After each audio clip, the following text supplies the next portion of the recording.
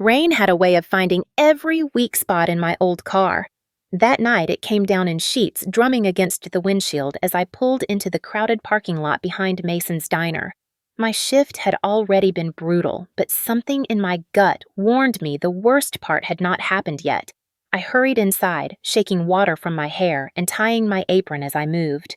The dinner rush was in full swing, and customers were packed shoulder to shoulder, the air thick with the smell of fried onions and cheap coffee. I spotted Emma's drawing tucked into my apron pocket, the one she had slipped there that morning for luck, and reminded myself that everything I did, every exhausting double shift, was for her. Table 6 waved at me the second I stepped onto the floor. 3 businessmen in tailored suits, the smug kind of confidence that told me they had never worked a day serving anyone. The tallest one leaned back in his chair, eyeing me like he was doing me a favor by being there. "Took you long enough," he said. His voice was sharp and loud enough for nearby tables to hear. I swallowed and offered a polite smile. "What can I get started for you tonight?" He smirked at his friends before answering. "You can start by explaining why the last waitress took too long bringing our order." I kept my expression steady and wrote down their meals. This was normal. This was my life. Swallowing insults to keep the lights on. After 30 minutes of running food wiping tables and apologizing for things that were not my fault, I returned to table 6. The tall one looked furious. He pointed at the empty table next to him. "Where is our tip jar?" he demanded. My stomach dropped. "What tip jar?" He slammed his fist on the table. "The one with $100 that was here before you came back from the kitchen." My face flushed with heat. "Sir, I never touched." He stood abruptly, towering over me. "So you are calling me a liar?" His voice carried across the diner. Conversations stopped. Forks paused midway to mouths. Even Mason, my boss, emerged from behind the counter. Mason stormed over, his face red. "Marissa, what did you do?" I shook my head quickly. "I did not do anything. The customer insisted the jar was missing after you served them. Are you telling me they all imagined it?" Mason's tone was cold and sharp. I could feel everyone watching. Strangers, regulars, people who had smiled at me hours ago now looked at me like I was dirt. "Sir," I said quietly, "I did not touch their tip jar." The businessman crossed his arms. "I bet she needed gas money." The entire diner let out a collective murmur. Someone whispered the word thief. My chest tightened until I could barely breathe. Mason did not ask for my side. He did not check cameras. He just jabbed a finger toward the door. "Get out!" I blinked at him, stunned. "You are firing me for stealing," he snapped. "You think I am letting you stay here after this?" I looked around one last time, hoping someone would speak up, but their silence hit harder than the accusation. I untied my apron slowly. My hands trembled as I placed it on the counter. I walked out into the storm with tears mixing into the rain. When I reached my car, it refused to start. The engine sputtered, then died completely. Emma had been waiting inside with her stuffed bear. She looked up at me with sleepy eyes. "Mommy, are we going home now?" I forced a smile.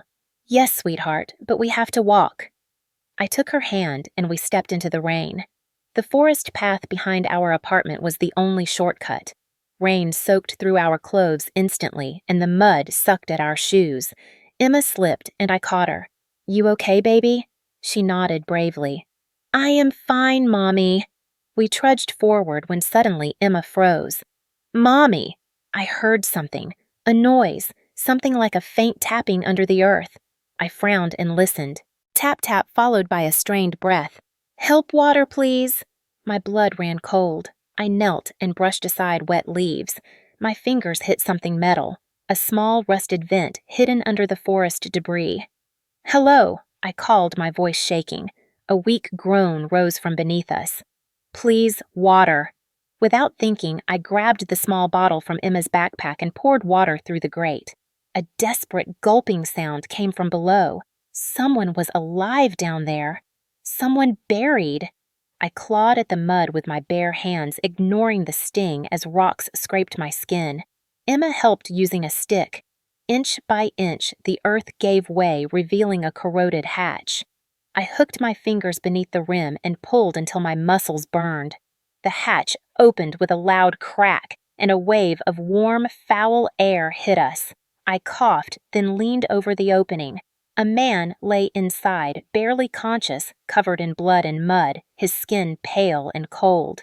"Give me your hand," I said. He raised a trembling arm, and I gripped it with everything I had, pulling him upward until he collapsed on the ground beside us. His lips moved. I leaned close. "The woman I loved buried me alive," he whispered, then went limp. I stared at him, horrified, the storm pounding around us. I had lost my job, my dignity, and now I was standing above a man who had just crawled back from a grave. I did not know it then, but the moment I touched his hand, my entire life took a turn I could never have imagined. Rain hammered the trees so hard it sounded like the whole forest was trembling, but the only thing I could hear clearly was my own heartbeat pounding in my ears as I knelt beside the dying man. Emma clung to my arm, shivering from cold and fear. His chest rose in shallow, uneven breaths, each one a small battle. I pulled my phone from my pocket and pressed the screen with shaking fingers, praying for even the weakest signal. Emergency services, police, anyone. But the phone stared back at me with the same mocking message. No service. No matter where I held it or how high I raised it to the sky, nothing changed. The wind roared, branches cracked overhead, and the man on the ground let out a low moan. I leaned closer. "Sir, can you hear me?" His eyes fluttered open for half a second, blue, but clouded with exhaustion and fear. "I am calling for help. Just hold on." The moment the words left my mouth, he grabbed my wrist with more strength than I expected. His fingers dug into my skin as he whispered through cracked lips. "No hospitals. No police." I stared at him, stunned. "Sir, you need medical care. You need an ambulance." His grip tightened and panic flickered across his face. "They are part of it. Please." "No police." He was desperate in a way that did not feel irrational or confused. It felt like terror born from experience, the kind that lives in the bones. Lightning flashed across the sky, and thunder cracked so loudly Emma screamed and threw her arms around me. The man winced and closed his eyes again, his body curling slightly like he was trying to protect himself from memories still chasing him. The rain was not letting up, and the temperature was dropping fast. Leaving him here meant he would not survive the night, and taking him anywhere near the road meant someone might see. Someone who could be looking for him, someone who thought he was dead. I swallowed hard and wiped rain from my face. "Sir, I cannot leave you here. My house is close. A shed. I can at least get you warm." He did not open his eyes, but his hand relaxed a little like he understood and accepted that my choice was the only one keeping him alive. I wrapped his arm over my shoulder, pulling with everything I had. He was heavier than he looked and far weaker than any man his size should ever be. His legs barely held him. His steps dragged in the mud, leaving deep, uneven trails behind us. Emma held the flashlight she carried for our walks and ran ahead to light the path. Her small voice trembled. "Mommy, is he going to die?" I did not know the answer. I did not even know the right thing to do. I just knew that if I told her the truth, she would break. So I said the only thing I could. "Not if I can help it, honey." The storm made the path slippery, and twice I nearly fell trying to keep him upright. My arms shook with the effort my clothes were soaked through, and my lungs burned as if the cold had scraped them raw. But step by step, breath by breath, we made it out of the woods and into the backyard behind my small rented house. The shed sat at the far edge of the property. No heat, no insulation gaps in the walls big enough for mice to slip through. It was not meant for people. But it was hidden, and it was all we had. I pushed the door open with my shoulder and guided him inside. The storm muffled once we were sheltered, though rain still drummed against the thin roof. I lowered him onto the old cot I used to store winter blankets and tools. His body trembled violently. I grabbed towels from the storage chest and covered him. Emma stood in the doorway, hugging herself. "Mommy, I am scared." I knelt and pulled her into my arms. "Sweetheart, go inside and wait for me. I will be there soon. Lock the door and do not open it unless I call you." Her eyes filled with tears, but she nodded. I watched her run to the house, her little rain boots splashing through puddles before she disappeared inside. I returned to the man who lay half-conscious on the cot. His teeth chattered, his fingers twitching like he was fighting off invisible shackles. I filled a cup with lukewarm water from an old thermos and lifted his head. "Here, drink this." He swallowed a few small sips before coughing violently. "It is okay. Slow. You are safe here." For a second, he looked like he believed me. Then his eyes drifted shut again. I reached for my phone once more, hoping storms had shifted enough for a signal to break through. Still nothing. When I glanced back at him, I saw something I had missed before.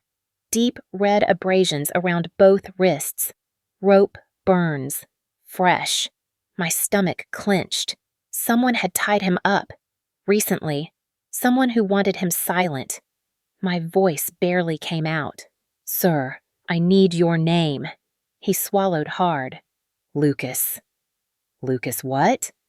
His answer was faint but clear. "Hale." I felt my blood turn cold. Hale. The name was familiar. A name I had seen on billboard ads for a medical foundation. A name spoken on news segments. A CEO who vanished without explanation 3 months ago. Reporters speculated everything from a lover scandal to a private retreat, but the official statement from his wife was simple. He needed time away. He would return when ready. Except he had not returned. And now, he lay in my shed, barely alive. A gust of wind slammed into the side of the shed, making me jump. Lucas flinched like someone had struck him. His breathing sped up. "No police," he whispered again. No one. I sat beside him, feeling the weight of something much larger than me pressing down on my shoulders. A missing CEO found buried alive in the woods behind my home. A man terrified of hospitals and law enforcement. Someone powerful enough to bury him. Someone who might come looking when he did not stay dead. I pulled the blanket higher over his shaking body. "Sir, you need to rest. You are safe here for now." His eyelids fluttered. "You do not know what danger you are in." Then he went still, slipping back into unconsciousness. I sat in the dim light of the shed, listening to the storm outside, and realized with a sinking heart that whatever nightmare Lucas had escaped was now on my doorstep. By the time the storm finally eased into a cold drizzle, the shed smelled like damp wood, old dust, and fear, the kind that clings to the walls the moment something unspeakable enters a place not meant to hold secrets. I stood there with my back pressed against the workbench, listening to Lucas's breathing rattle in the dark, uneven and fragile, like a thread stretched thin. The small lantern I found barely lit the room, but it was enough to reveal the truth my mind had been trying to avoid. The man I pulled from the ground was not injured by accident. Someone had held him somewhere long enough for his wrists to bruise in rings, for the cuts on his arms to scab unevenly, for his clothes to wear thin, as if he had been dragging himself through metal. Dirt still clung beneath his nails, not the soft kind from my backyard, but packed soil mixed with rust flakes and something darker. Something that smelled like a place no human should ever breathe in. I knelt beside him and gently pulled the blanket back to check his injuries again. His shirt had torn at the seams, exposing ribs that looked too pronounced a body starved and dehydrated almost to the point of collapse. And all I could think was that this shed, my quiet storage place, had turned into a scene straight out of a missing persons documentary. I wiped the sweat from his forehead and found it burning hotter than before. Fever. Infection. Possibly worse. But when I reached for my phone again, the screen mocked me with that same message. No service. No bars. Not even one. I pressed my palms into my eyes and whispered to myself, "You cannot panic. Not now. Not when Emma is inside sleeping with her stuffed rabbit tucked under her chin. Not when this man's life literally depends on what you do next." A sudden rustle made me look up sharply. Lucas jerked awake, sucked in a harsh breath, and stumbled upright so fast the cot scraped against the floorboards. His eyes were wild, unfocused, filled with a terror that made my own spine stiffen. He braced himself against the wall. "Where am I?" His voice cracked and trembled like it had been scraped raw from screaming. "You are safe," I said, quickly raising my hands. "You are in my shed. I brought you here to help you." "Rain. Woods." The box he muttered, touching his wrists with shaking fingers. He saw the bruises and his breathing hitched. "They tied me. They buried me. They think I am dead." His panic filled the room like smoke. I caught his arm and guided him back down before he fell. "Easy. You are okay. You are safe here." He looked at me as if trying to decide whether to believe me. His gaze finally softened, just barely. "You pulled me out." "Yes!"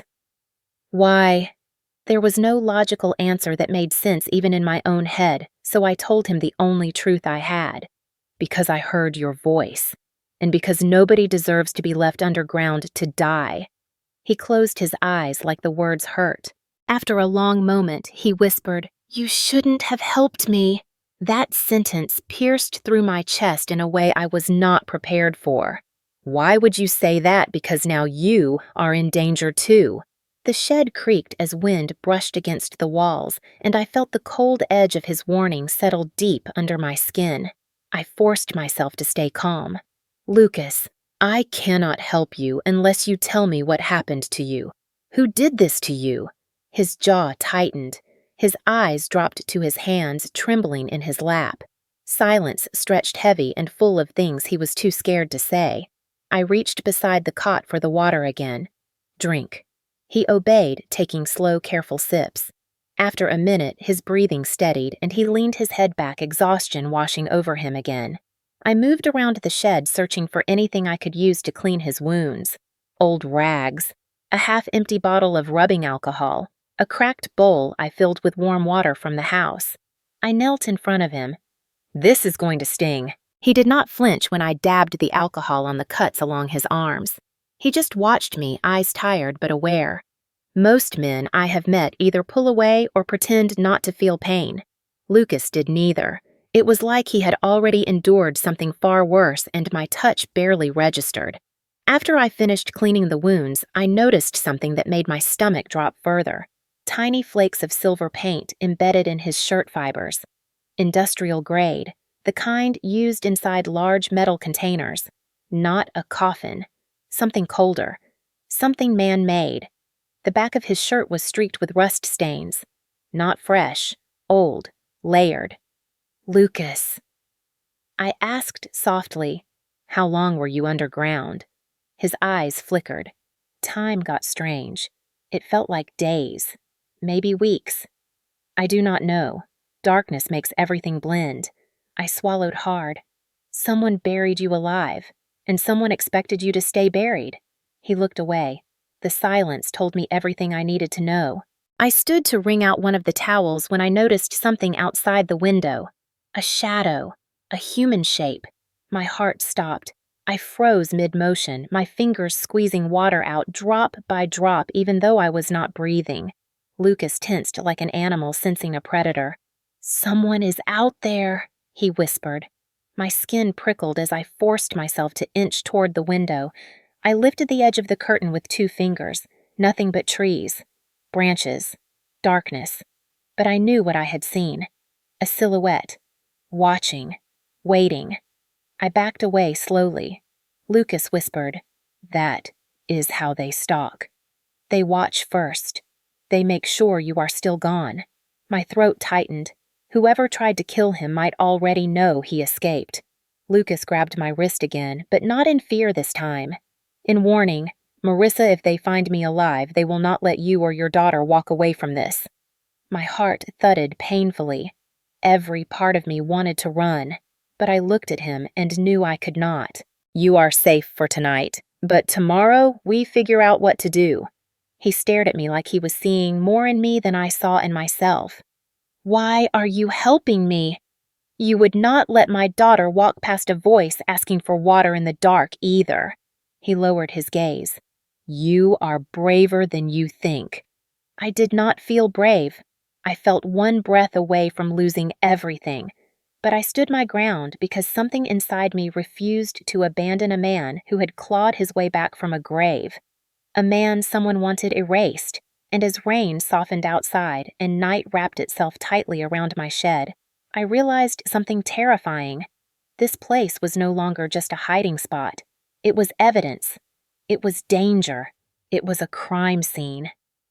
Lucas did not speak again for a long time, and the shed grew so silent I could hear the rain sliding off the tin roof in slow, uneven drops, each one echoing the heaviness sitting between us. I sat on the overturned crate across from him waiting, giving him space, watching his breathing settle into something steadier though. Still strained, and after what felt like an entire hour of unspoken fear and exhaustion, he finally lifted his head and looked at me with eyes that were no longer wild from panic, but hollow in a way that suggested the truth he was holding inside was worse than anything I had imagined. His voice came out low and rough when he said, "I need you to listen carefully, Marissa, because once you hear this, you cannot unknow it." I nodded without a word, bracing myself as he took a slow breath and pressed a trembling hand to the side of his head, like he was trying to hold the memory still long enough to speak it. "My name is Lucas Hale," he said, and something in the way he said it made me realize he had not spoken his own name aloud in a very long time. "I used to be the CEO of Hale Biotech, a company I built from scratch." He continued staring past me as if he was seeing something else entirely, something that lived behind his eyelids. We funded clinics, partnered with nonprofits, provided low-cost medical services to underserved communities. We were on the brink of launching a new division that could have changed healthcare affordability nationwide. His voice broke on the last word, and I watched him force himself to swallow before he went on. "I thought I had everything. A wife I adored named Vanessa, a son who is the reason I breathe, and a best friend, Daniel Mercer, who had been by my side for 15 years. The three of us built the company together. I trusted them with my life." I leaned forward slightly, sensing the pivot coming the moment everything in his world had turned upside down. One night, he set his fingers curling slowly into a fist. I came home from a board meeting earlier than expected. Vanessa told me she had a migraine and was staying in, and Daniel said he was working late on financial statements. But the house was dark when I arrived, silent, except for the sound of laughter coming from upstairs. My heart kicked hard because whatever I had expected him to say next, it was not that. I climbed the stairs, he said, his voice tightening, and when I opened the bedroom door, I saw them together. Not just touching, not just kissing. They were intimate, and they were not surprised. They were waiting. The lantern flickered as if reacting to his words. "Vanessa looked me straight in the eye," he said, and she smiled. Smiled. She told me I had been too distracted by the company to notice what was right in front of me. Daniel stood next to her, not ashamed, not hesitant, just calm, like they had rehearsed this moment. I felt my stomach twist in anger for him, because betrayal is one thing, but betrayal without remorse is cruelty. I asked them why Lucas whispered, shaking his head slightly, why my wife and my best friend would tear my life apart like that. Daniel said I did not understand loyalty, which made no sense until Vanessa told me the rest. She said the company was worth more without me. She said I was stubborn about transparency and refused to approve certain partnerships Daniel had pushed for. I realized then that this was not about love. This was about money and power. He ran a hand over his face, exhaustion breaking through his voice. They redirected funds for months, created shell corporations, forged my signature on documents I never saw, siphoned millions into offshore accounts. I had been so focused on expansion that I missed the signs. When I confronted them, Lucas said, his voice trembling with something like shame. I told them I was going to the board.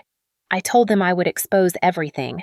I never made it out of the room. He touched his hairline again, tracing the faint edge of a bruise hidden beneath dirt and dried blood. Daniel hit me from behind with a fireplace poker. I felt the crack more than I heard it, then everything went black.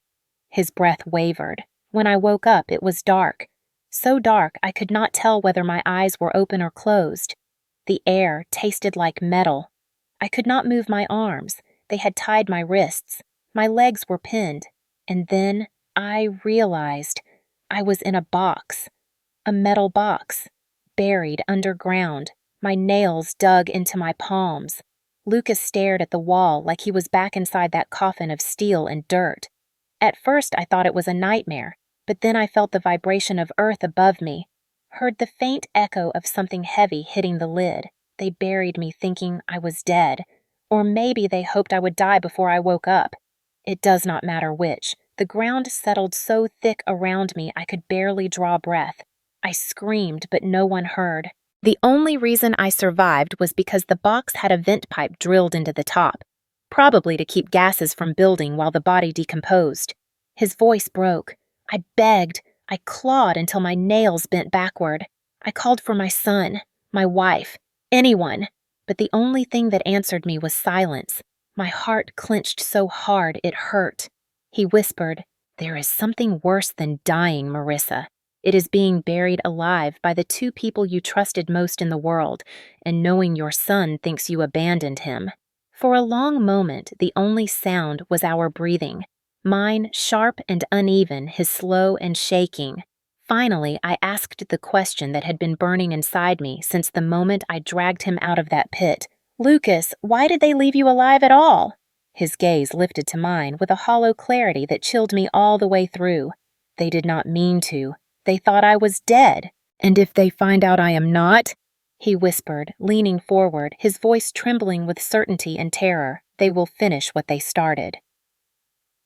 That night, after hearing the story of a man buried alive by the two people he trusted most, sleep felt like something that belonged to another lifetime. Not to the version of me pacing in the dark kitchen with a cup of cold coffee in my hands while the storm outside sharpened its claws against the windows. Emma had fallen asleep on the living room couch after refusing to leave my side, and every few minutes I tiptoed over to tuck the blanket around her more tightly, whispering promises I wasn't sure I could keep. The wind rattled the trees behind our house, the same woods where I had found Lucas, and every sound made me jump.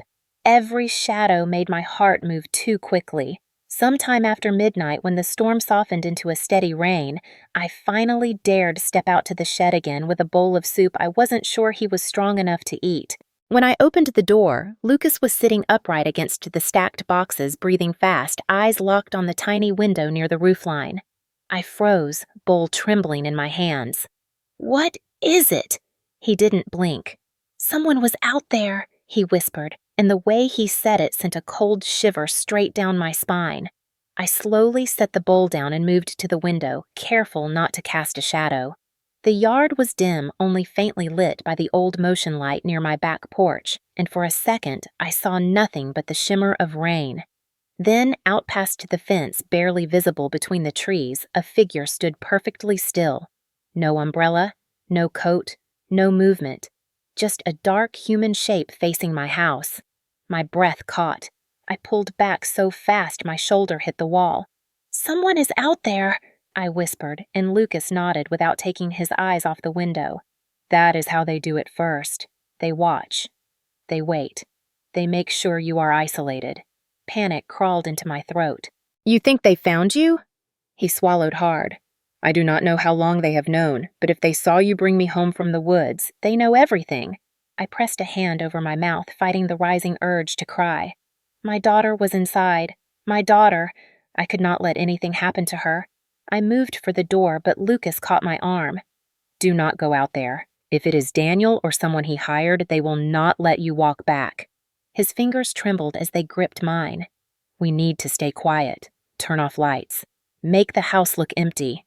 My pulse hammered in my ears.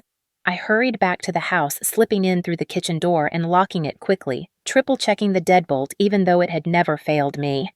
I turned off every light except the small lamp near the hallway bathroom, just enough to keep Emma from waking in the dark. When I peeked through the living room curtain, the figure had taken a step closer. My breath shook out in tiny, uneven bursts. The silhouette stood right at the edge of my yard, now separated from us only by the old wooden fence. No phone signal, I realized, because of the storm. No neighbors close enough to hear a scream. And no husband to come storming out and protect me. Just me, my daughter, and a man the world believed dead. I moved to Emma and lifted her gently into my arms. She stirred only for a moment, wrapping her small arms around my neck. "Mama, where are we going?" "Back room, baby. It is colder but safer." She didn't question me. She never did when my voice cracked like that. I carried her to my bedroom, set her down on the far side of the bed, and slid a dresser quietly in front of the door. I stood there for a moment, forehead pressed to the wall, breathing in and out until the room stopped spinning.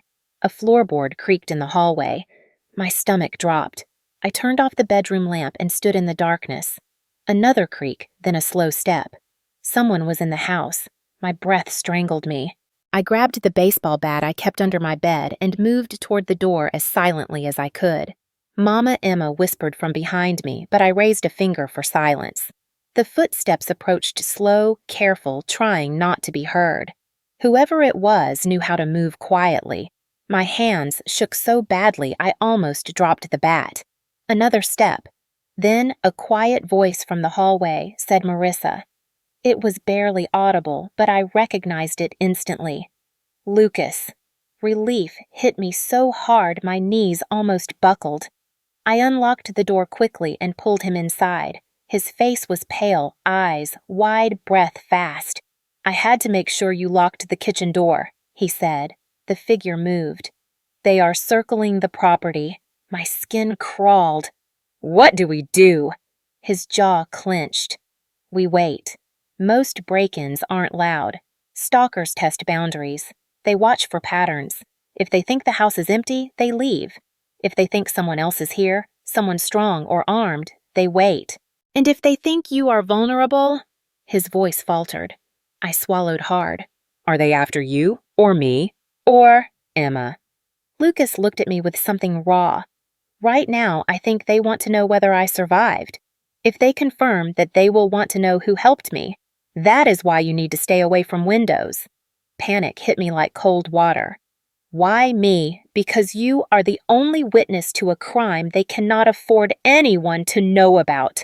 We crouched near the wall, both of us listening as rain hit the house like fingertips tapping a warning. For a brief moment, the footsteps outside stopped.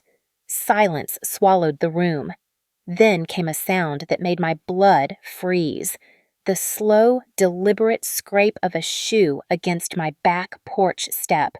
Lucas grabbed my wrist. Do not move. Do not breathe.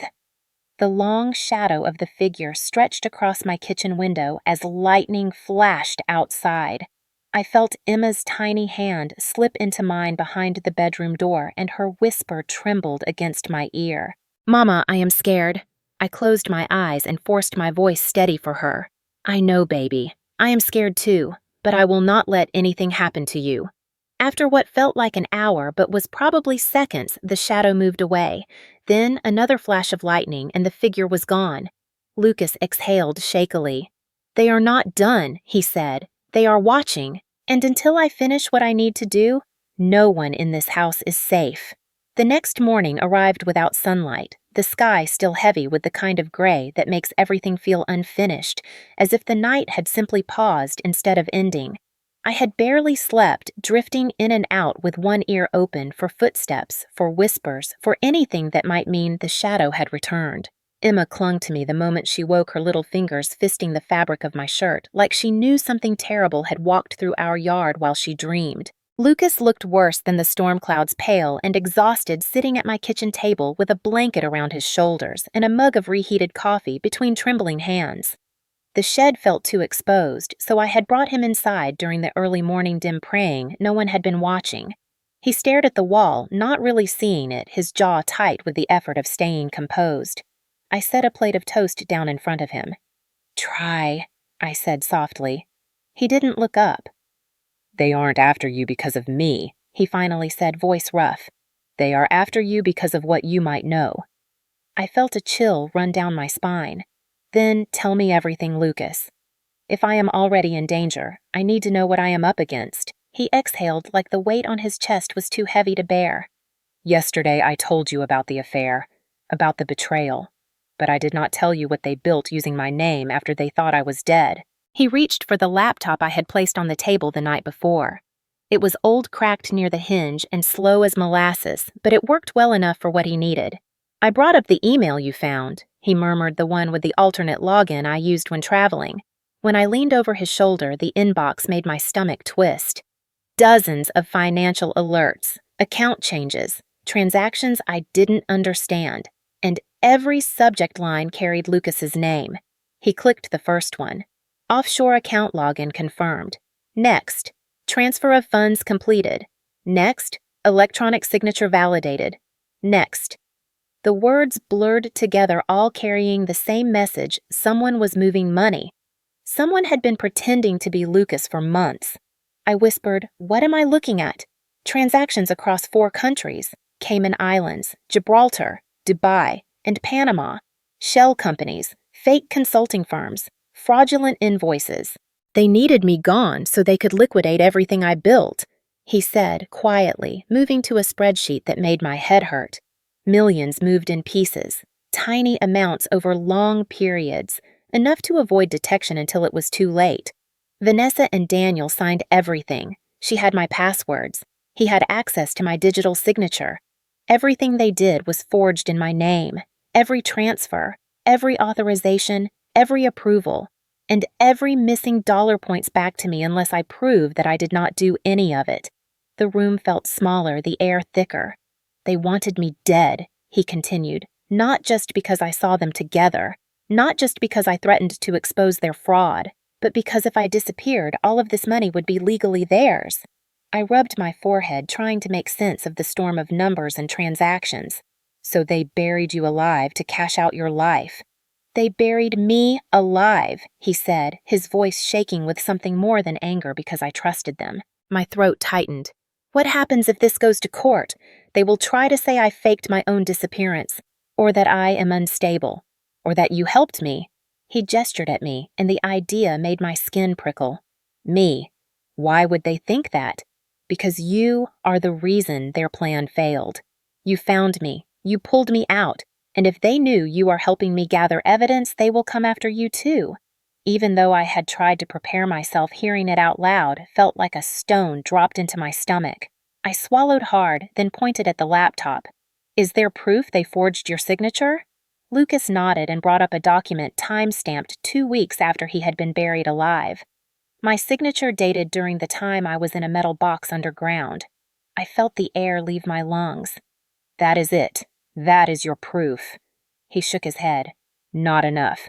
The signature could be called a glitch or an error. They will say I sent the approval from abroad. I need more. I need something they cannot twist." My mind raced. "What about the person you mentioned last night, the banker, the one who used to manage your private accounts? Do you trust him?" "I did once," Lucas said carefully. "But after what happened, trusting anyone is complicated." I stepped away to check the window, scanning for movement outside. Nothing but wet branches swaying in the wind. "If he is clean," I pressed, "he might help. He knows the account history. He can confirm that you didn't authorize these transfers." He nodded slowly. "I need to talk to him, but not as myself. Not yet." He opened an anonymous burner email I had helped him set up and typed a short message to the banker, a simple line that could only come from Lucas. "Is the dog I rescued from the rooftop flood still alive?" The man would know exactly what that meant. Then he hit send. We waited in silence, the tension thick as the storm clouds outside. Emma walked into the kitchen rubbing her eyes, and I quickly closed the laptop, forcing my voice steady as I asked if she wanted breakfast. Lucas turned away, guilt written across his face. "I should not be here," he whispered. "I am putting you both at risk." I snapped, not in anger, but in something protective and fierce. "You were buried alive, Lucas. You didn't ask for any of this, and we are not going to let the people who did this continue to win." He stared at me, something fragile flickering in his eyes. The computer chimed. I grabbed it quickly. A reply. The banker had written only 3 words. "I remember everything." Lucas's breath hitched. "Marissa," he said slowly, trembling, not with fear, but with something that looked dangerously like hope. "I think we just found the first person who believes me." The message from the banker should have made everything feel clearer, but instead it left the air in my kitchen thick and trembling, like the quiet before a tornado touches down. Lucas stared at the screen with his jaw clenched, his fingers hovering above the keyboard as if afraid the words would vanish if he blinked. "I remember everything." 3 simple words that carried the weight of an entire life he had lost. When he finally looked up at me, there was a tightness behind his eyes, something raw and uncertain, like a man standing on the edge of a cliff who needed to leap but no longer trusted the ground beneath him. He whispered, "Marissa, if Daniel and Vanessa think he still cares about me, they will go after him too." The fear in his voice wasn't the trembling panic of a hunted man. It was the fear of someone who still cared about the people he once trusted, even if they had abandoned him. I stepped closer, keeping my voice steady. "Lucas," he reached out. He responded. "That means he is with you." Lucas shook his head slowly. "Or he is scared. Or worse, he is testing me for them." I wanted to argue, but truth was a delicate thing in situations like this, and false hope could be more dangerous than fear. I sat across from him while he drafted a cautious reply. Nothing emotional, nothing detailed. Just one question I need help confirming something. "Can you call me?" He sent it from the burner phone and then set the device down like it might explode. He pushed his hands through his hair and exhaled a shaky breath. "Every part of my life has become a question I cannot answer. Even this," he said, tapping his own chest. "Who I can trust. Who I was before they buried me. Who I am now. I had seen men cry before, but never like this. Never silently. Never as if they were trying to hide from themselves. Lucas didn't sob. He didn't shake. He just stared at the table while tears slid down without permission. His voice was so quiet I almost leaned in to hear it. My son thinks I abandoned him." The words came out as if they had been locked somewhere deep and rusted. He wiped at his cheek quickly, almost angrily, as if ashamed of the emotion. "I promised I would be home that night. We were going to build a rocket for his science project." He waited for me. I know he waited. His hands trembled as he pressed them together. When I was in that box, when the air felt thin and my heartbeat slowed, I kept thinking of him sitting at that kitchen table with the pieces scattered in front of him, wondering why his dad didn't come home. Something inside my chest twisted. Not pity, not sympathy, but a sharp ache that came from a place I didn't visit often because it hurt too much. My late husband, David, had died in a hospital bed, not in a grave, but Emma had waited too. Children shouldn't have to wait for parents who never return. Lucas looked toward the window as if afraid his son might walk past it and see him broken like this. He whispered, "My boy probably thinks he wasn't worth coming back for." Something inside me snapped quiet but fierce. "Lucas, look at me." He didn't, so I stepped forward and placed my hand lightly on his forearm. He flinched not from pain, but from the shock of being comforted. When he finally turned toward me, his eyes were red, not from weakness, but from grief that had nowhere to go. "You didn't abandon anyone." I said, my voice low and steady, the way I spoke to Emma when her nightmares took shape. "You were taken. They stole your name, your life, your money, your company. But they didn't steal your love for your son. That is still yours." His breath stuttered. "Marissa," he whispered, his voice cracking like thin ice. "He thinks I left him." And somehow that simple sentence broke him more than anything he had told me so far.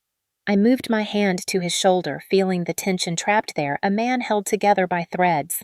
"Lucas," I said softly, "you didn't choose to disappear. They buried you alive, literally, figuratively, financially, and emotionally.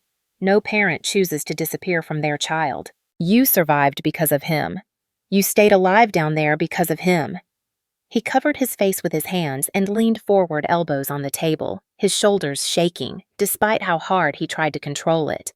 I had seen strength in many forms, but never like this. This wasn't a man breaking. This was a man thawing after years of cold betrayal.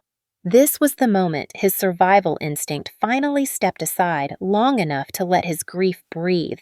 After a long moment, he whispered through his fingers, "Do you think he can forgive me?" The truth caught in my throat, but I pushed it through gently.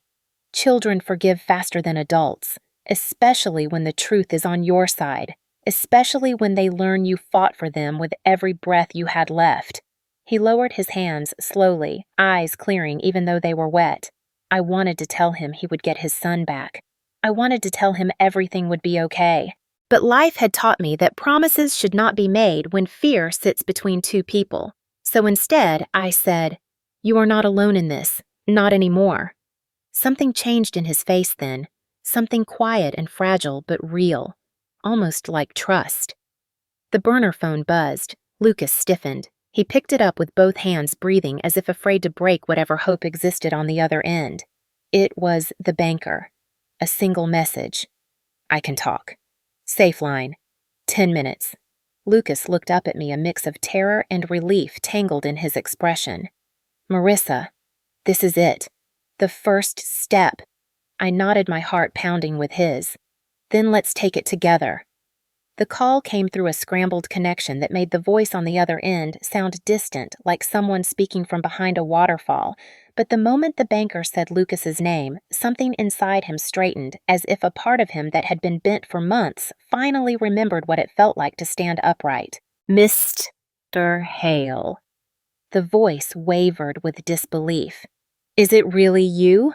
Lucas closed his eyes, gripping the phone so tightly his knuckles turned white. Yes, Daniel, it is me. A breathless exhale came through the line. My God! They said you ran away. They said you disappeared.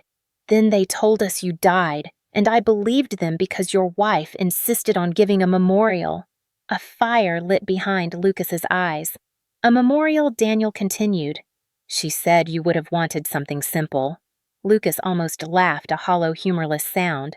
She buried me alive. A long silence followed before Daniel finally whispered, Tell me everything. I watched Lucas pace my small kitchen as he spoke, his voice low and controlled, recounting the night he had walked in on the betrayal, the blow to his head, the suffocating darkness of the metal box. He didn't embellish anything. He didn't dramatize it. He just told it as it happened, and that made it more horrifying. When he finally finished, Daniel spoke with a shaky breath. I believe you, but belief is not enough. We need evidence. Lucas nodded. I know. I need every financial document from the last year, the transfers, the signatures, the accounts Vanessa and Daniel created in my name. Everything. There was hesitation on the line. Lucas, before I send anything, I need to ask something. Do you trust the woman helping you? His eyes flickered toward me where I stood near the counter, pretending to focus on washing dishes, while every cell of my body tuned itself to the conversation. Yes, Lucas said instantly. I trust her with my life. The intensity of his answer made something warm rise in my chest, something I forced myself to push down because survival came first and feelings could wait. Daniel cleared his throat. Then I will send everything securely, but you need to know something. More money disappeared than you think. Vanessa and Daniel forged your signature on at least a dozen contracts. Half of them were funneled into a development company under Vanessa's maiden name. The other half went to offshore accounts, and one of the accounts was opened 3 weeks after your memorial. Lucas froze. They were still stealing after they thought I was dead, I whispered. That makes no sense. Why would they risk it? Because they were planning a full takeover, Daniel said. They wanted total control of your company. They claimed you signed a succession plan giving everything to them. Lucas's face paled even further. That document cannot exist. I never signed anything. Daniel inhaled sharply. Then they forged the entire succession packet. You were right. They needed you gone so they could claim you approved it. Lucas sat at the table and pressed a hand to his forehead. They were going to erase me and replace you, Daniel added softly, with themselves. The call ended with Daniel promising to send the files by morning. When Lucas hung up, he didn't speak. He just stared at the table for a long moment, the sound of the storm outside tapping faintly on the windows like an impatient warning. After several seconds, he finally whispered, They didn't just want my money. They wanted my identity, my name, my legacy, everything. I walked over and slid a glass of water in front of him. Then we exposed them. Together. He looked up at me, then really looked with an expression I had not seen from him before. It wasn't fear. It wasn't grief. It was something fiercer. Determination. A spark that had been waiting in the ashes. Help me build the timeline, he said quietly. You organize things better than I can right now, and I need someone who isn't drowning in rage. I nodded and grabbed a pen, a stack of old envelopes, anything we could write on. Together we built the earliest pieces, the secret transfers, the forged signatures, Vanessa's fake consulting business, the suspicious emails sent during times Lucas was verifiably traveling, the fact that Daniel had approved the memorial so quickly. It all lined up ugly and precise. When we finished, the table was covered in papers and scribbled dates and arrows that connected lies to more lies. Lucas ran a hand over his face. This is a nightmare. I placed my palm gently on the table near his. Not anymore. Now it is evidence. He met my eyes and something unspoken passed between us. Something that felt like the beginning of trust becoming bond. Hours later, after Emma was tucked into bed and the world outside had grown quiet, Lucas and I sat in the dim light of the kitchen looking over the printed sheets and photos from Daniel that had begun arriving in encrypted batches. One caught my eye. A wire transfer signed with Lucas's name dated 2 weeks after he had been buried alive. It was perfect. Too perfect. Lucas stared at it like it was a ghost. That is not my signature, but they tried to copy it exactly. That means whoever forged it had full access to your personal documents. He nodded slowly. Vanessa had a key to my home office, and Daniel had access to my digital archives. The betrayal wasn't just personal. It was systemic, deliberate, pre-planned. I felt the air tighten again. Lucas exhaled shakily and leaned back, staring at the ceiling. Marissa, he said slowly, voice cracking in a way he couldn't hide. I was dead to everyone. My employees, my board, my wife, my best friend. Everyone except you. Something in me softened at the edges, something I tried not to show too much because he was still fragile in places he didn't want exposed. You refused to die, I said quietly. That is the only reason you are sitting here, and maybe the reason all of this can be undone. He smiled for the first time, small and tired, but real. The man who refused to stay dead, he murmured.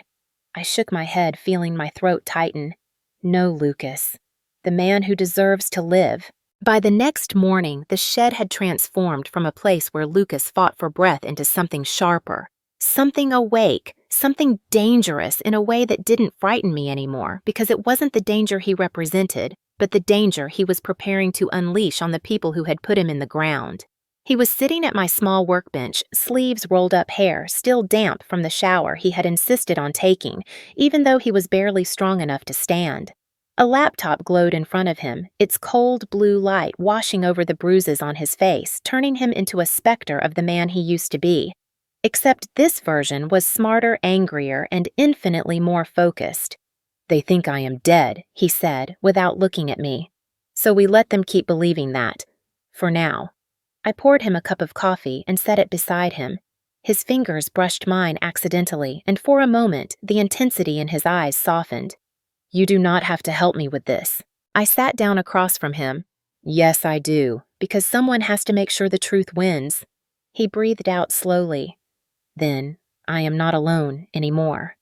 The words landed with weight, and before either of us lingered on them too long, Lucas turned back to the screen. He had created a digital identity the night before a man named Adrian Crest, a wealthy investor with ties to international markets, the kind of person lawyers and corporate sharks salivated over. Adrian Crest was polished, untouchable, and most importantly, untraceable. Lucas used a voice filter aging his tone by 20 years and rounding the edges of each syllable until he sounded like a cultured, affluent recluse with too much money and too many secrets. Perfect bait for the kind of lawyer willing to hide other people's crimes. He drafted a simple email to Vance Sterling, the estate lawyer who had handled Lucas's holdings, the same man who now managed Vanessa's and Daniel's stolen empire. Dear Mr. Sterling, I am looking for a firm experienced in asset relocation and discreet cross-border transfers. Lucas glanced at me before typing the last line. I understand you handled the estate of the late Lucas Hale. I expect the same level of excellence. The hook went in deep. Within an hour, Sterling replied, Adrian, I would be pleased to assist. Let us discuss terms. Lucas looked up stunned. They really want to bury me twice. I shook my head. No, they buried you once. The second time will be you burying them. A shadow of a smile tugged at his lips before fading again under the weight of what was coming. For the next week, Lucas played his part flawlessly. He met with Sterling over encrypted calls, always using the filtered voice, always turning the lights low, so even if the camera flickered on by mistake, he would look like a silhouette. Sterling bragged about the firm's success, its elite clients, its ability to move money quietly. Lucas listened, absorbing everything. But the breakthrough came when Sterling, trying too hard to impress Adrian Crest, let slip the single line Lucas had been waiting for. Of course, the Hale transactions followed the same procedure. He said it casually, like he was mentioning the weather. Lucas's hand froze over the keyboard. I was standing behind him watching the progress bar of the recording software slowly crawl forward. Lucas leaned in, forcing his voice to stay calm. The Hale transactions. You mean the ones signed posthumously? Sterling chuckled. Well, we all know how finicky dates can be on digital copies. The important thing is the signatures were authenticated by people who had known Hale for years. Meaning Vanessa and Daniel, Lucas whispered. Sterling kept talking, oblivious. They approved every transfer, every restructuring, every succession document. It is airtight. No one questioned it. The recording ended. Lucas sat back, eyes wide. I have him. We have him. That slip-up alone could send him to prison. But we needed more. Real proof. So we kept going. At night, after Emma fell asleep, Lucas and I would comb through emails Daniel sent. Photos Sterling forwarded. Files Daniel had hidden. Everything slowly forming a web that pointed directly to Vanessa and her lover. One night, while Lucas cross-referenced signatures, I opened a private finance forum where wealthy investors whispered about mergers and collapses. Using a fresh anonymous profile, I typed 7 simple words. What if Lucas Hale never died at all? The post exploded. Some laughed it off. Some claimed they had heard the same rumor. Some wondered if Vanessa was lying. Others dug through old photos comparing dates and speculating wildly. Within 24 hours, the rumor spread to business blogs, then Twitter, then 2 investor newsletters. It took another 12 hours for Sterling to email Adrian Crest in a panic. Are you aware of the rumors circulating about Hale? Lucas smirked. People love ghosts, he replied. Sterling did not find the joke funny. We need to accelerate your transfers before suspicion creates regulatory issues. That was the opening Lucas needed. He leaned forward and said very calmly, Send me the documentation methods you used for the Hale estate so I know what to expect. Sterling hesitated. Then, proving his arrogance was greater than his intelligence, he complied. He emailed templates identical to the forged ones Vanessa and Daniel had used. Then attached a test file containing a forged version of Lucas's signature. I gasped. Lucas stared at the screen, barely breathing. He used the same format he used to fake my signature. We printed everything and pinned it to the corkboard in the shed until it looked like the walls themselves accused Vanessa and Daniel. Still, something was missing. A link between the lawyer and the conspirators. We waited. We watched. And then, at 2 a.m, Lucas jolted awake, grabbed the laptop, and typed furiously. He had found a chain of emails Sterling had accidentally forwarded ones where Vanessa asked him to destroy old documents and replace them with updated versions containing forged signatures. Lucas whispered, shaking. This is it. The silver bullet. I touched his arm. Lucas, you did it. No, he said, turning toward me. We did it. They thought they erased me. But they forgot ghosts talk. They forgot ghosts watch. They forgot ghosts fight back. And as he said it, something changed in his voice. Something alive. Something unburied. The invitation arrived on a Thursday morning, tucked beneath my door like a quiet omen, the embossed gold lettering catching the early sunlight as if it were mocking everything Lucas and I had survived. You are cordially invited to the Hale Memorial Gala, honoring the life and legacy of the late Lucas Hale. I stood there for a full minute, the words refusing to make sense until my knees nearly buckled under the weight of what they implied. Vanessa and Daniel were holding a memorial, a public one, lavish, grand, the perfect performance to cement their innocence, rewrite history, and polish themselves as grieving victims. I walked into the shed and handed the card to Lucas without a word.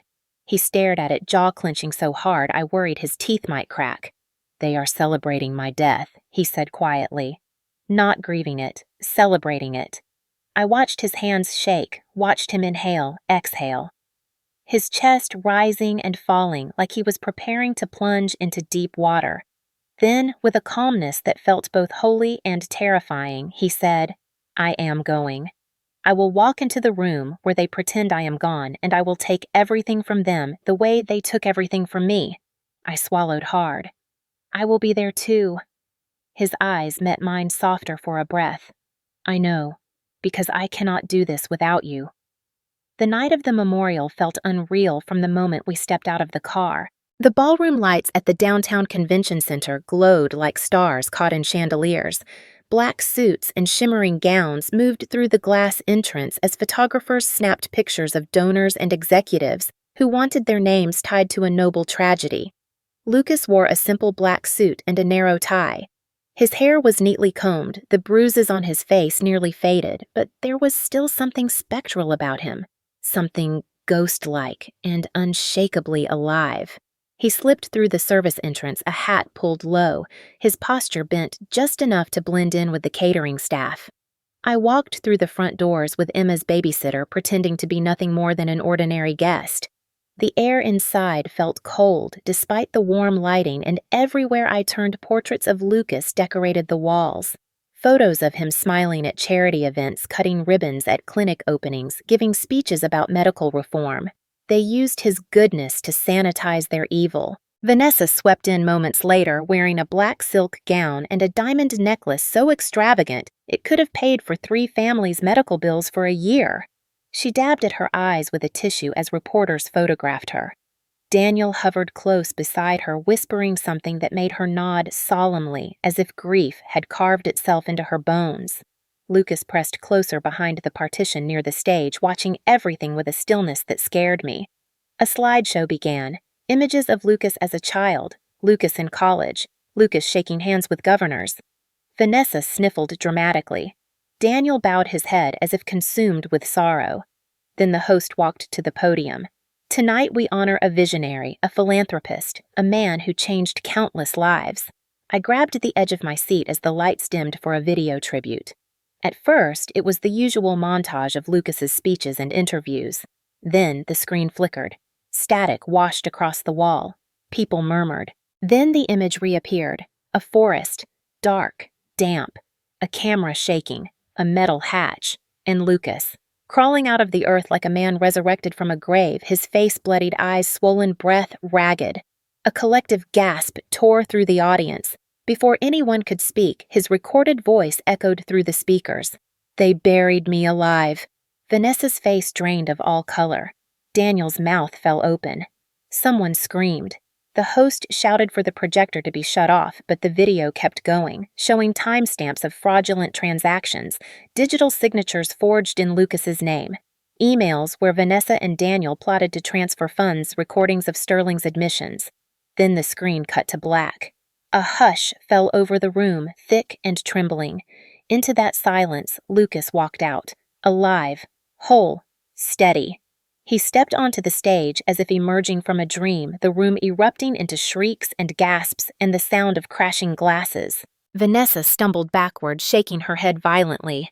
No, no, this is impossible. Daniel froze like a man who had seen a ghost. Lucas approached the podium. Good evening. My name is Lucas Hale. You may have heard that I died. That was the plan. But as it turns out, I am very bad at staying dead. His voice was calm enough to freeze blood. He opened a binder and placed it on the podium. Inside is every email you forged, every dollar you stole, every signature you faked, every plan you made.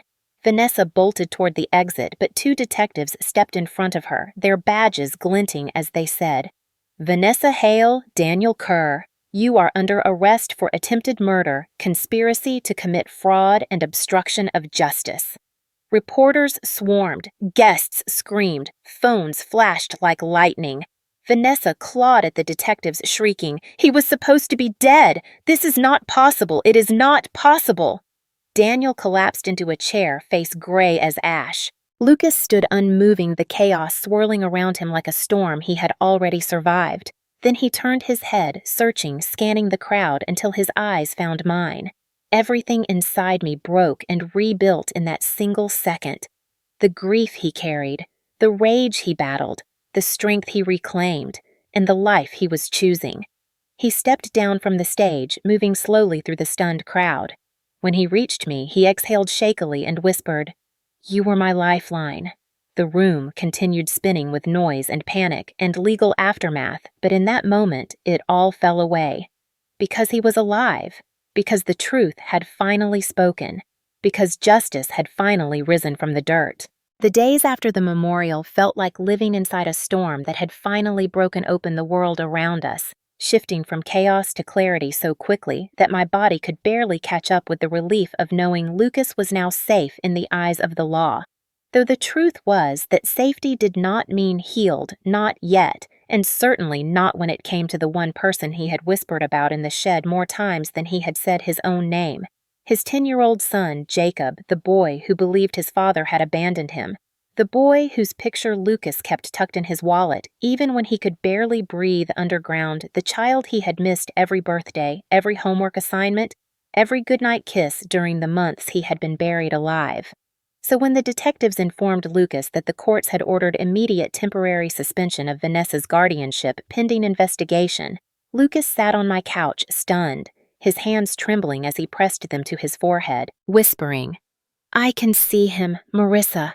I can see my son." The following morning, we drove to Redwood Hills Academy, a private school tucked behind white fences and tall oaks, the kind of place with manicured lawns and echoes of children's laughter drifting faintly from the open courtyard. And Lucas walked as if the ground beneath him might collapse, like each step hurt more than the last.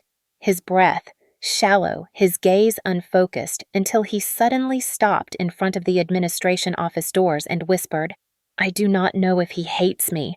I do not know what Vanessa told him."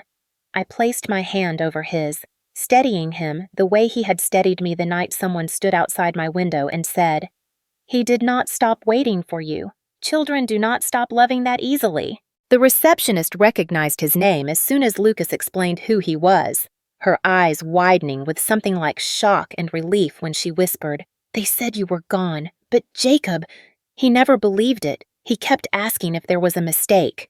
She led us to a quiet common room where a fireplace crackled, students reading or playing chess nearby, and then she pointed toward a boy sitting on a leather chair with a book open on his lap, his shoulders hunched forward the way Lucas sometimes sat when the memories grew too heavy.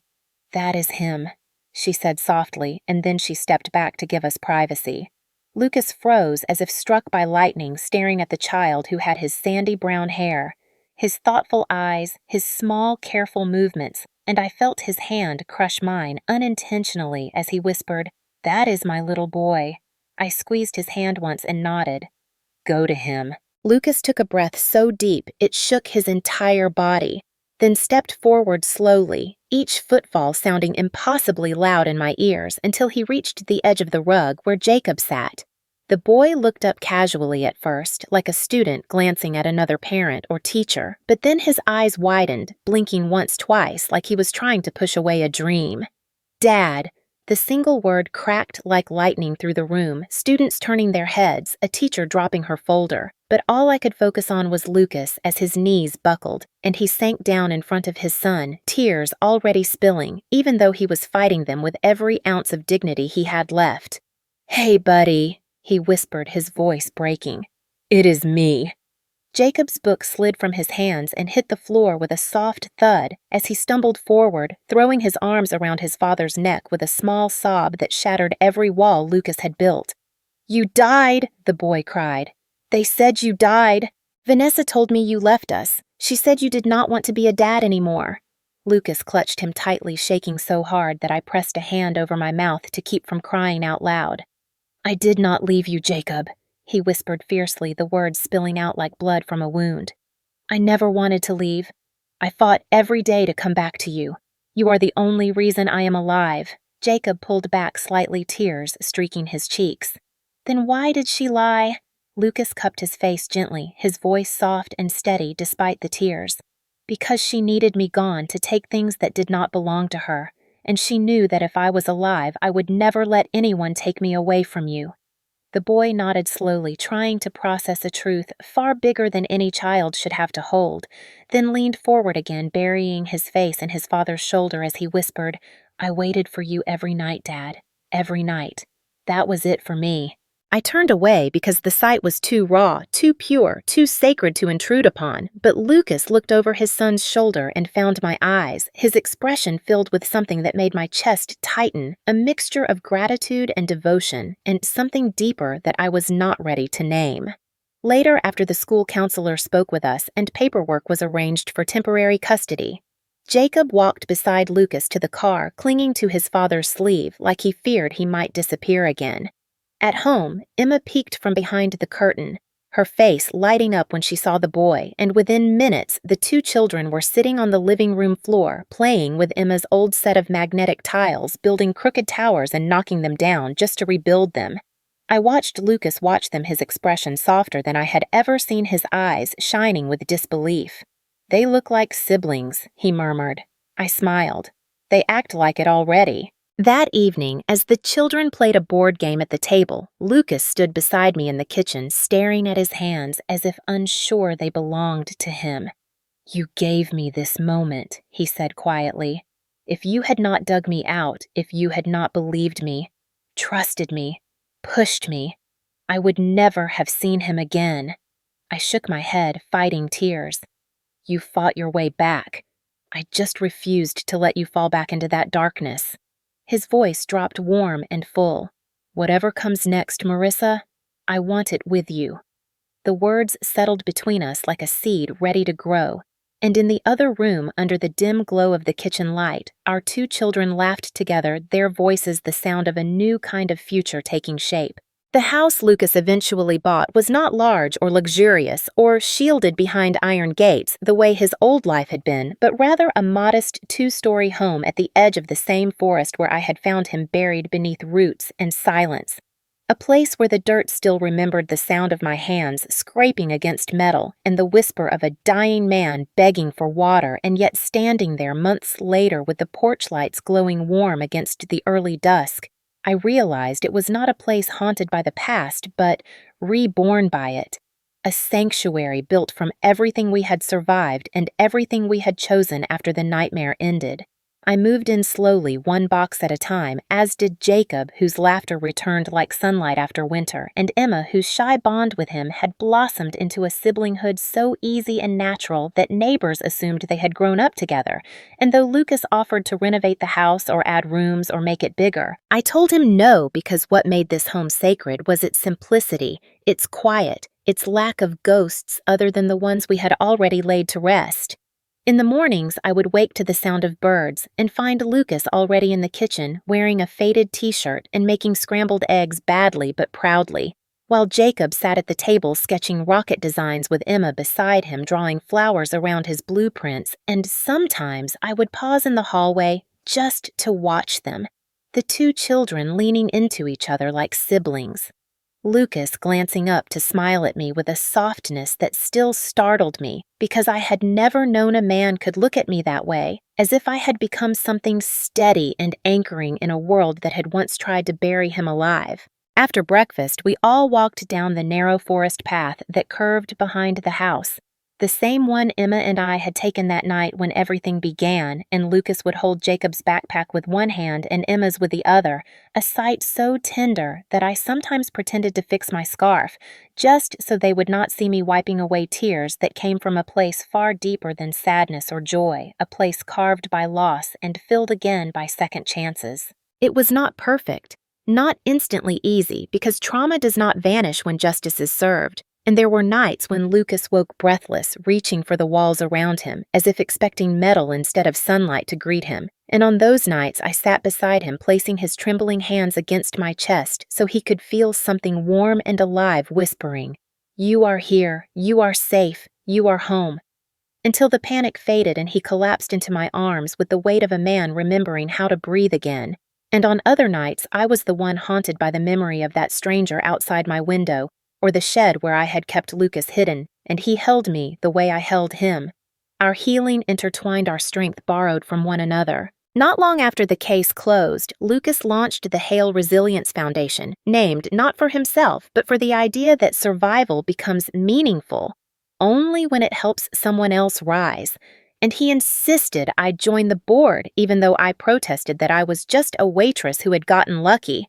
but he shook his head fiercely and said, "You were the reason I lived, and now you are going to help others live too." The foundation helped victims of domestic betrayal, financial fraud, abandoned families, and people who had been silenced by those with power, and watching Lucas advocate for strangers with the same fierce gentleness he used to comfort Jacob made me fall for him in ways that felt both deep and dangerously real.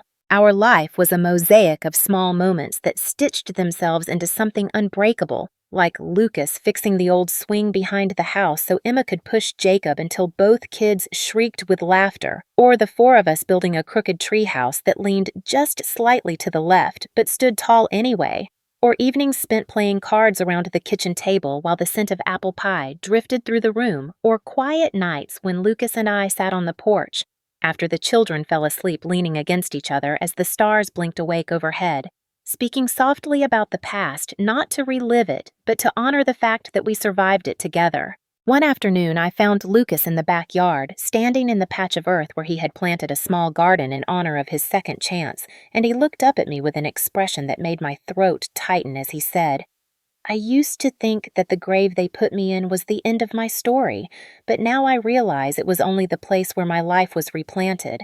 I walked to him slowly, the wind rustling the trees around us, the sunlight warming his face, and when he took my hand, it felt like the most natural thing in the world, as if our fingers had always waited to find each other, and he whispered, "You gave me a reason to stay alive after I was pulled from the dark. You gave me a future. You made me believe that I could be a father again. You gave me a family." I touched his cheek, feeling the faint roughness of the man he had fought to become, and said, "No, Lucas. You did all of that. I just refused to let you fall."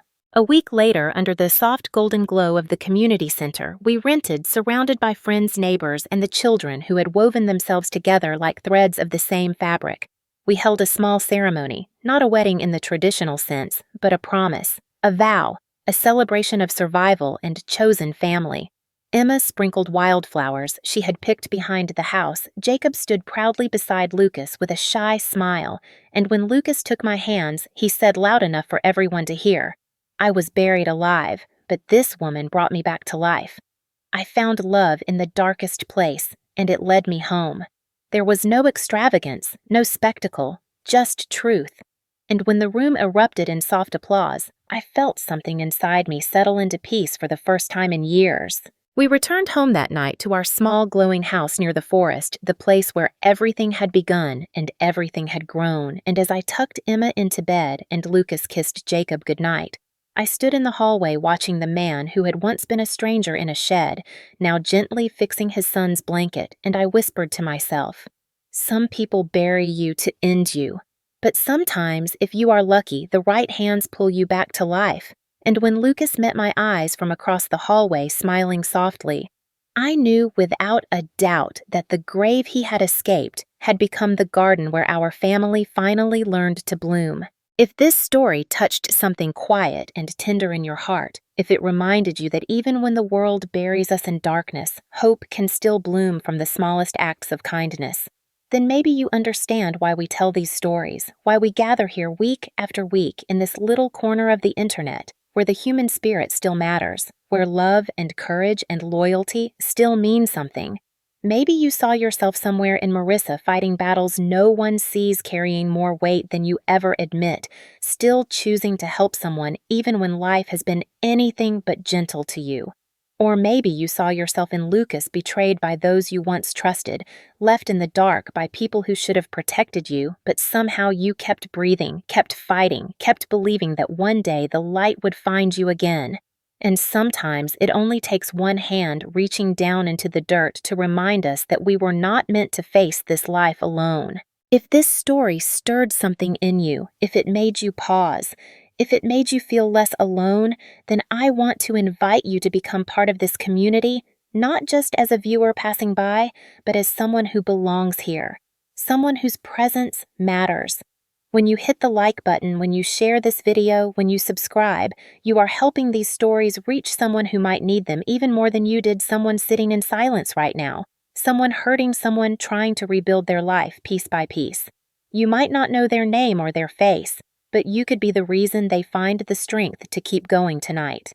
At Soul Stirring Stories, we do not chase drama for drama's sake. We tell stories that remind us of the goodness we sometimes forget we have, stories of second chances, stories of broken hearts learning to beat again, stories of justice finally catching up to those who abuse their power, stories of ordinary people rising to extraordinary courage. And if you feel that warmth lingering in your chest right now, if you feel that pull, if you feel that little spark of hope or healing, then I want you to stay.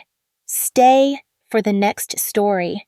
Stay for the next reminder that you are stronger than your worst days and softer than you give yourself credit for. Stay, because just like Lucas and Marissa, none of us are meant to walk through the dark alone. So if you haven't yet tapped the like button, leave a comment sharing what moment touched you most, and subscribe so you never miss another story that might be exactly what your heart needs that day. Thank you for being here truly.